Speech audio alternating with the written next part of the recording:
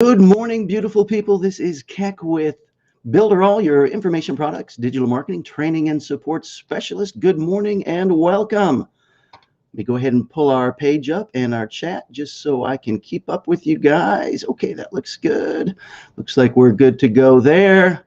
Excellent. So welcome, welcome, welcome. Today is, you guessed it, Motivation Monday. Welcome. Today's our day to get our mindset straight for success in life and business. So let's get to it. So I'm going to share with you, well, we're almost ready to get started. Let's just check back in on Facebook, make sure some of our friends have got on the call with us here. Let me just hit enlarge and pause. And just want to make sure everything's good to go. Make sure somebody comes into the stream here so I can make sure I'm doing all right. I'm sure it's all good. So again, welcome, good morning, Keck here with Builderall, your information products, digital marketing, training and support specialist. We're ready to kick this day off with some motivation.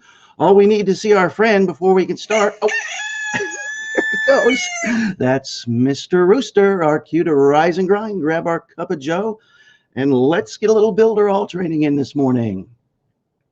All right, so I'm going to go ahead and get this party started. I'm going to share my screen with you guys here.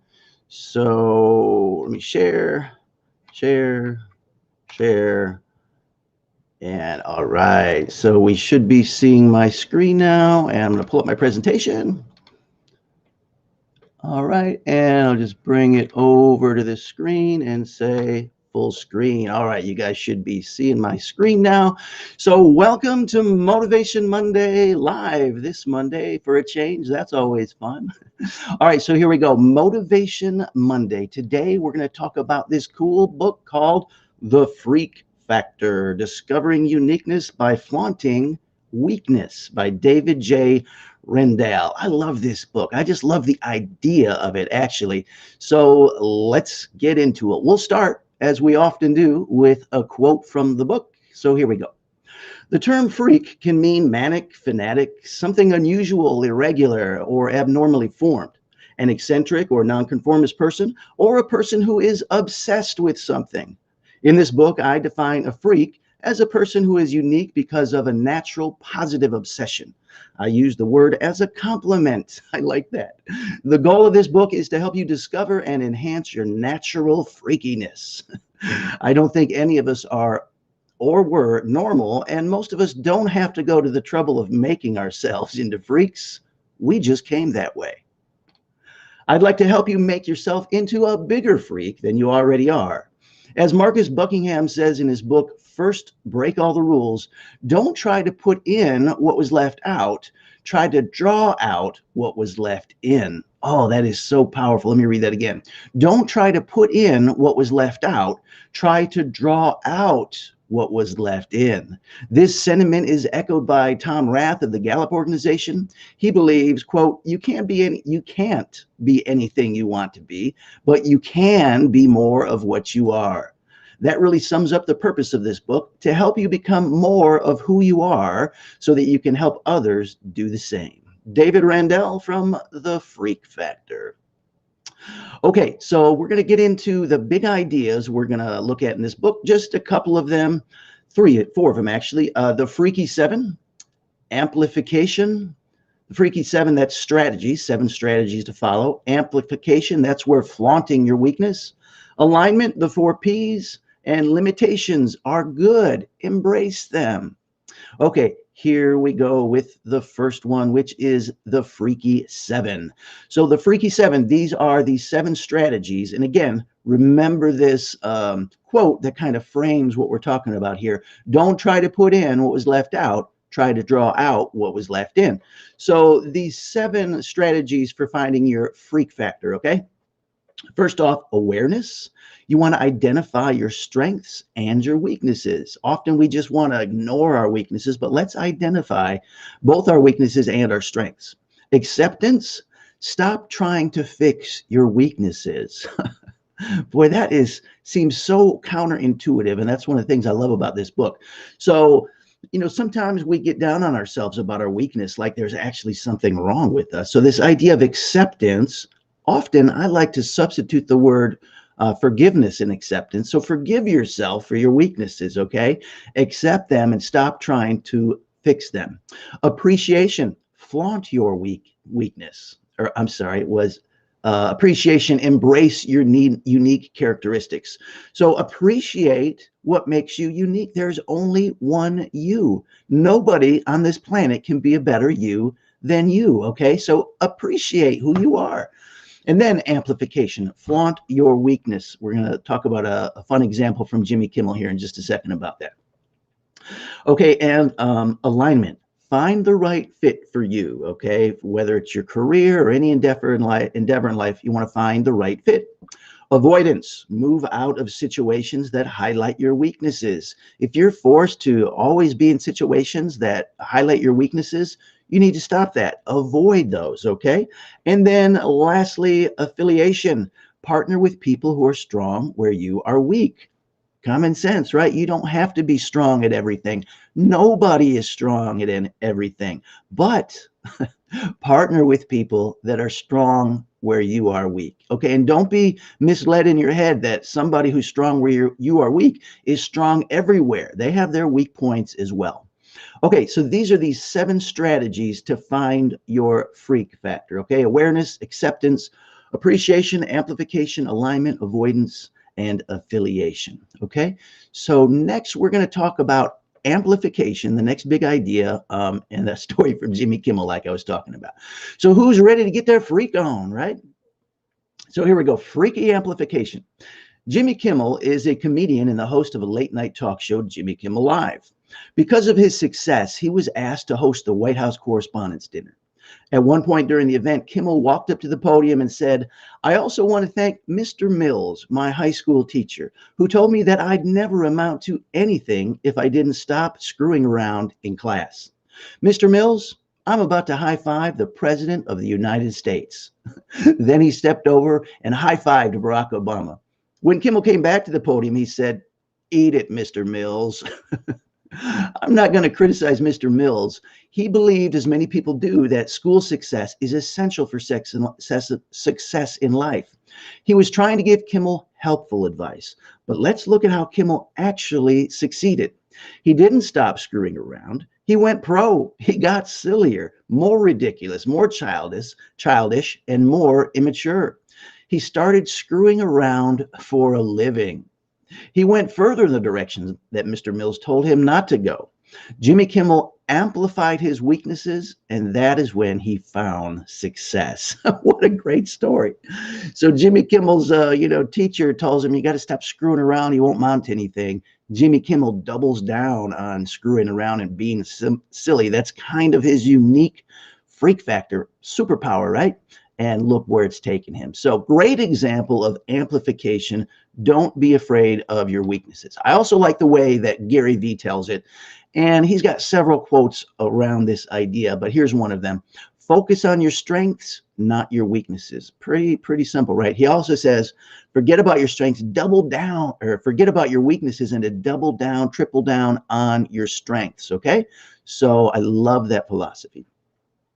All right, we're going to move next into the 4 Ps, okay? These are the 4 elements of finding a meaningful and fulfilling career or any endeavor, okay? So here's what we want to do to really find our great freakiness, right? 1, passion. What do you love? You got to think about this. What energizes and inspires you? Okay, what do you really love? And forget about thinking, oh, well, what I love couldn't be, no, just what do you love? What lights you up, right? Proficiency. What are your skills? Where do you excel? Okay, what can you do? What are you proficient at? Okay, where do you really excel in the skills section? And then payment. How can you get paid, right? How can you get compensated for activities that combine your passion and your proficiency? Okay, combine what lights you up with what you're good at. How can you make a living doing what you love? And then number 4, purpose. How can you make a difference? How can you make a positive contribution in this life? So these are great little 4 Ps of alignment. Think about these, and a little more commentary on that here. It is possible to design a meaningful and fulfilling career that includes all of these elements. But the sequence of the four elements is important. Most people address them in the wrong order. So take note. They start with payment. How can I make the most money? Don't start there, okay? Then they move to proficiency. Can I do it? This is followed by passion. Can I tolerate the job requirements? Finally, some consider the question of purpose. Will this activity harm? Unfortunately, this approach usually leads to frustration and failure. So we've got to remember that passion has to come first, okay? You can't look at passion as in, can I tolerate the job requirements? That is not passion, not even close, okay? So just remember, start with the passion. That's number one. And then look at, first and foremost, what lights you up in this world? Secondly, what are you good at? How can you get paid for that? And how can you find purpose by contributing to this world through that? All right, so the next one, I think this is the last big idea, is limitations are good. Limitations are good. All this talk of avoidance can seem quite limiting. However, limitations can actually help us succeed. Barry Schwartz, in his book, The Paradox of Choice, explains that when we have too many choices, we struggle to make a decision. He encourages us to learn to love constraints because as the number of choices we face increases, freedom of choice becomes a tyranny of choice. Wow. In circumstances like this, we should learn to view limits on the possibilities that we face as liberating, not constraining, okay? Learn to view limits on the possibilities that we face as liberating, not constraining. Surprisingly, more options do not liberate us, they paralyze us. As Erich Fromm explained in Escape from Freedom, people are beset by a lack of opportunity.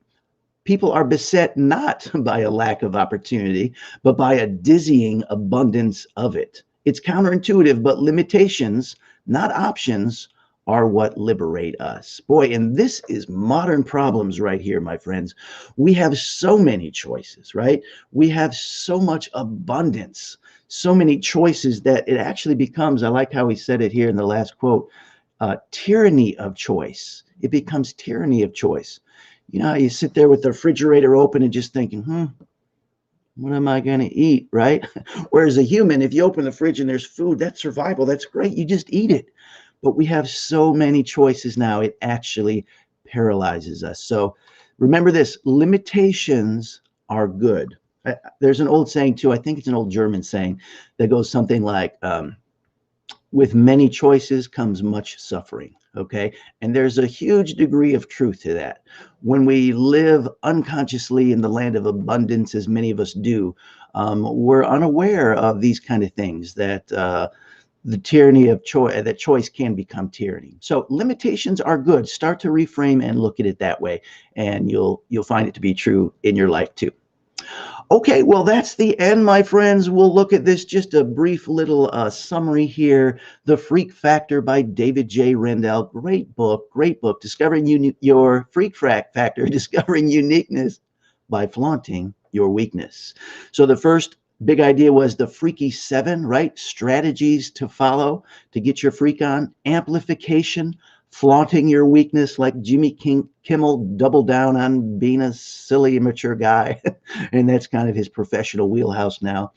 Alignment, the 4 Ps, try to find, what lights you up, try to find what you're good at, try to find how you can get paid for that, and then try to find how you can use that to help change the world in a positive direction. And then start looking at limitations a little differently. Look at limitations as good and embrace them. Okay, friends, well, that's it for Motivation Monday. Let me see if I can stop the screen share and bring you guys back up here. Let's see. Yes, we'll do this. There, I should be there. And I'm just going to check in on our chat. All right, great. Some people are with us. Good. Good morning, Ray. Hey, Jim. Voika, welcome. Voiko. Let's see what else. All right, you guys. Well, thanks for being with me. I look forward to being back with you tomorrow, which will be Tuesday, and we'll get some Builderall training in. So until then, let's build it with Builderall. Ciao for now, friends. Look forward to seeing you then. Bye-bye.